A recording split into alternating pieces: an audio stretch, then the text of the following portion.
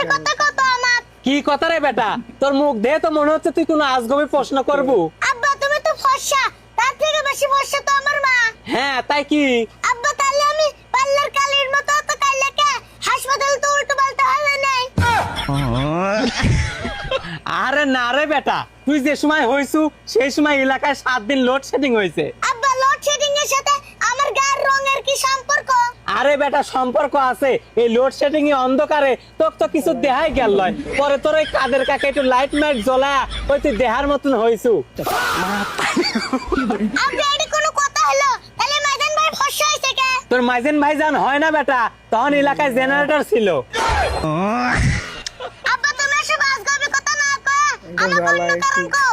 আরে বেটা অন্য কোনো কারণ নাই। আব্বা আমার কি মনে হয় জানো, তুমি আমাকে রদি রদি ফালাতেছাও। আরে না রে বেটা, এর আসল কারণ কি জানিস? ওই তুই জান তোর মায়ের পেটে তোর মা আসান কালো কালো চকলেট বেশি খাইছে। আব্বা তাহলে তুমি মায়ের কালো চকলেট খেতে মানা করে পারো নাই? আমি তো মানা করছি বেটা, আমার কথা শোনে নাই। আব্বা তাহলে আমার ছোট বোন ফর্সা হলো কি জন্য?